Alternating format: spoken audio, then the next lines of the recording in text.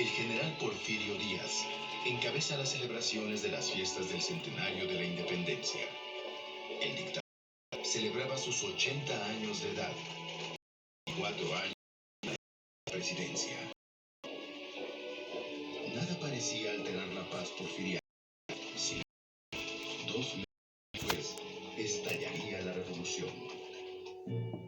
El régimen porfirista ya mostraba síntomas de decadencia.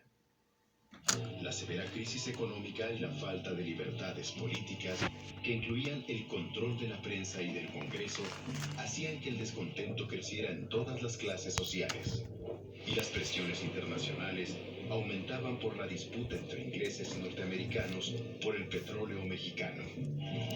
Pero la gota que derramó el vaso fue la nueva reelección del dictador como presidente de la República en 1910. Esto fortaleció a la oposición encabezada por Francisco I. Madero y la creación del partido antirreeleccionista, principal contendiente de Díaz en las elecciones para la presidencia.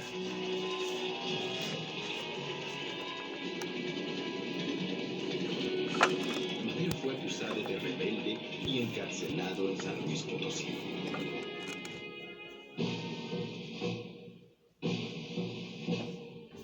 Dentro de la creciente oposición a la dictadura en la que confluían desde católicos moderados hasta radicales anarquistas, destacaban los clubes liberales fundados por Camilo Arriaga y cuyos miembros eran básicamente gente ilustrada de las principales ciudades de la República. En estos clubes participaron revolucionarios de la talla de los hermanos Ricardo y Jesús Flores Magón, editores del periódico Regeneración, que tuvo influencia entre el movimiento obrero y que por sus certeras críticas a la dictadura fue un importante medio de concientización para los revolucionarios.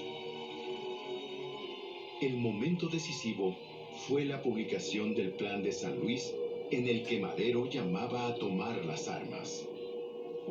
Fue entonces cuando aparecieron en escena personajes como Pascual Orozco, Pancho Villa y Emiliano Zapata, cuyos seguidores eran gente del pueblo, dispuestos a todo, y que convirtieron la lucha política en un proceso revolucionario. Si los maderistas querían libertades, los que llegaron desde el México rural tenían reclamos sociales, básicamente agrarios. Luego de varios meses de lucha, el ejército federal es derrotado y en mayo de 1911, Díaz renuncia a la presidencia después de 34 años de dictadura.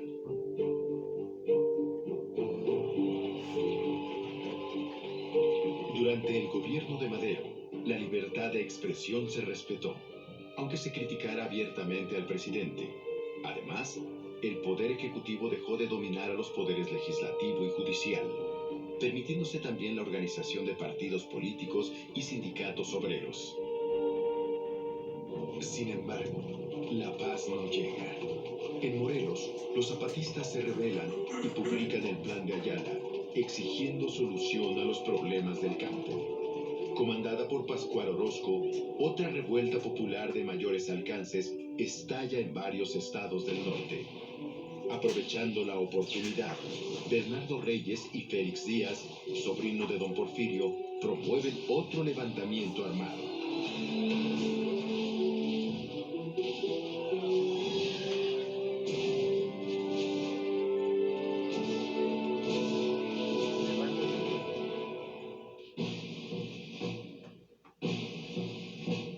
Es aquí donde aparece en escena el general Victoriano Huerta, quien, ganándose la confianza del presidente Madero, derrota a Orozco y se convierte en líder natural de las Fuerzas Armadas Federales.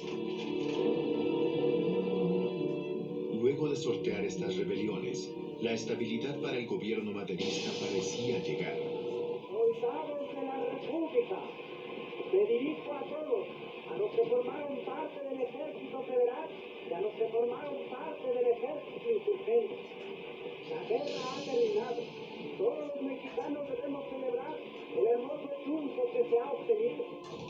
Sin embargo, un grupo de rebeldes bombardea la capital desde el cuartel de la Ciudadela y el traidor Victoriano Huerta da un golpe de estado deponiendo al gobierno establecido, iniciando la decena trágica.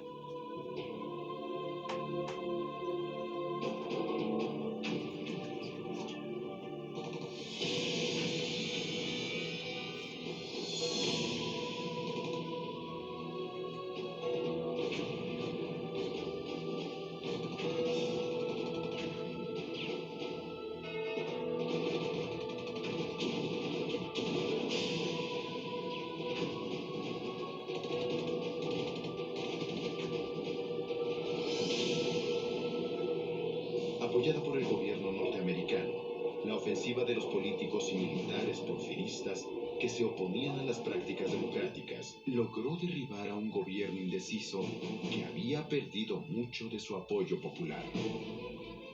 Capturado por los militares, el presidente Madero y su vicepresidente José María Pino Suárez son asesinados, poniendo fin al primer gobierno de la revolución elegido democráticamente.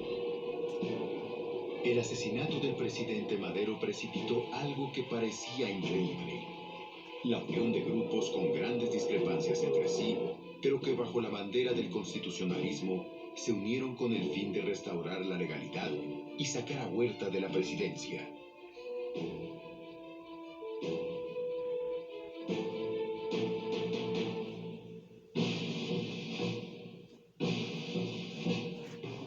Varios fueron los escenarios principales en que se inició este nuevo momento de la revolución.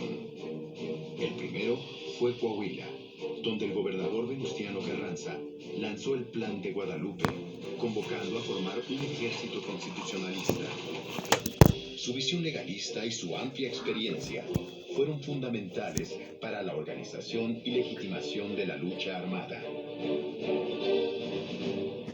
El movimiento antihuertista de Chihuahua y del norte de Durango estaba dirigido por Francisco Villa, un miembro de las llamadas clases bajas. Villa era un verdadero rebelde. Su contribución y la de su ejército al movimiento constitucionalista fue dotarlo de un verdadero ingrediente popular. Pero la lucha contra el usurpador no fue solo norteña. En el sur se incorporaron las fuerzas de Emiliano Zapata, que vivieron un infierno durante la presidencia de Huerta, debido a la violenta ofensiva del ejército federal en alianza con los hacendados. Al iniciar 1914, el norte ya es constitucionalista y entonces se decide avanzar hacia el centro con el propósito de echar a Huerta de la capital del país. Juntos, Obregón por el occidente, Villa por el centro y Pablo González por el oriente conforman una fuerza arrolladora. Además, el general golpista ya no tiene el apoyo del nuevo gobierno demócrata del presidente Wilson.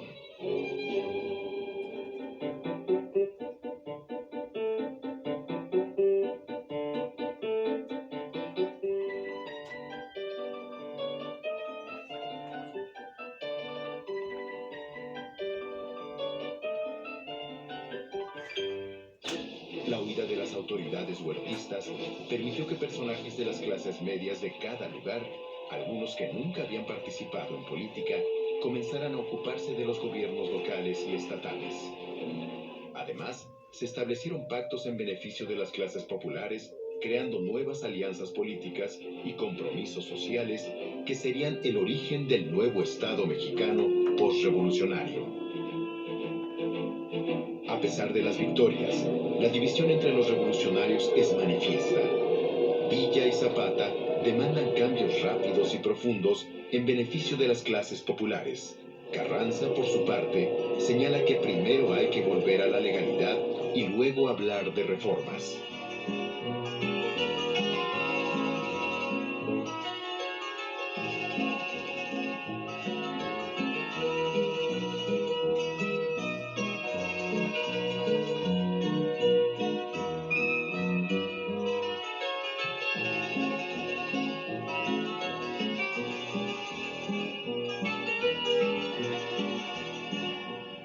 Con la entrada de los ejércitos constitucionalistas a la Ciudad de México, la Revolución Mexicana tomó un nuevo derrotero.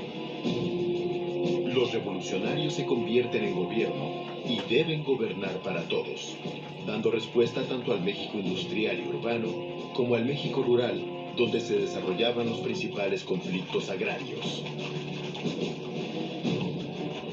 El problema mayor consistió en que cada grupo deseaba imponer su propuesta de desarrollo al resto del país, lo que originó profundas y enfrentamientos entre las diferentes fuerzas.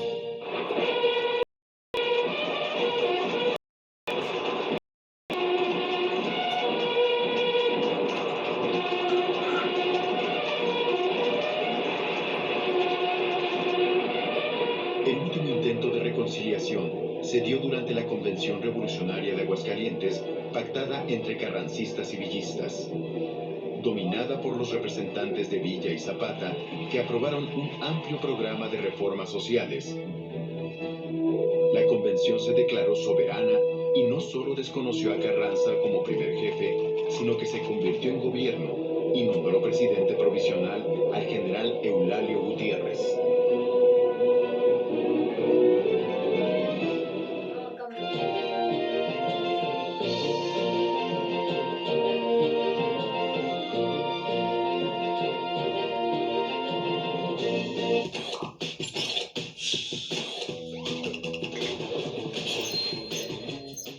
¡Atención! ¡Atención! A continuación, información importante. Hola, soy el doctor Pelayo. Seguramente durante los últimos días has escuchado la palabra coronavirus. Lo primero que tenemos que saber es, pues, ¿qué es un virus? Los virus son seres tan diminutos que ni siquiera se pueden ver con un microscopio común. Cuando entran a un cuerpo, como el de una persona o un animal, causan enfermedades. La higiene es la mejor manera de evitar que los virus nos ataquen. Los coronavirus son los virus que causan las enfermedades de las vías respiratorias, como el catarro y la gripe. Y la enfermedad de la que estamos oyendo hablar es causada por el coronavirus COVID-2019. Una pandemia se declara cuando una nueva enfermedad se presenta en más de 100 países y se contagia rápido entre la población. No quiere decir que sea una enfermedad más grave, sino que está casi en todo el mundo. Como es una enfermedad nueva y los médicos están aprendiendo sobre ella, todavía no hay una vacuna ni medicamentos especiales para curarla. Si te sientes mal, te duele la garganta, tienes tos y estornudas, diles a tus papás o a los adultos que te cuidan que te lleven al médico. ¿A dónde dejé mi gel antibacterial? Bueno, mejor me lavaré las manos. Recuerden, lavarse las manos constantemente y estar en un lugar limpio ayuda a que no aparezcan. Y taparse la boca y la nariz con el antebrazo cuando tosan y estornuden. Bueno, cuídense y hasta la próxima.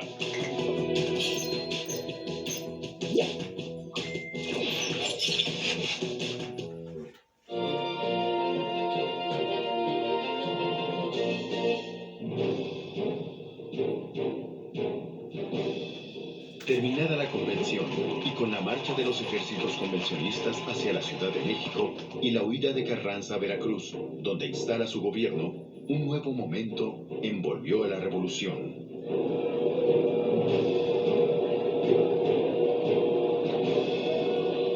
La famosa División del Norte y el ejército suriano de Zapata enfrentaron a sus antiguos aliados del ejército constitucionalista con Venustiano Carranza a la cabeza. Todo indicaba el triunfo de las fuerzas de Zapata y Villa, que tomaron fácilmente la capital. Pero militarmente, los convencionistas fueron derrotados por un ejército mejor dirigido y que contó con mayores recursos y apoyos a nivel nacional. Así, a partir de junio de 1915, luego de que las fuerzas de Álvaro Obregón derrotan a la División del Norte en 4 importantes batallas en la zona del Bajío, las fuerzas de la Convención transformadas en guerrillas limitarán sus acciones a Morelos y a algunos estados del norte. Junto con el triunfo militar, otra cuestión importante para la consolidación del constitucionalismo fue su política de acercamiento a los sectores populares y a las clases medias con iniciativas como la Ley Agraria de 1915 y el pacto con organizaciones de trabajadores como los agremiados en la Casa del Obrero Mundial. En este sentido, en varios estados del norte, los sonorenses Obregón, Calles y de la Huerta implementaron una ley de salarios mínimos, algunos repartos de tierras y leyes de apoyo a la educación, quitándole así banderas a sus opositores.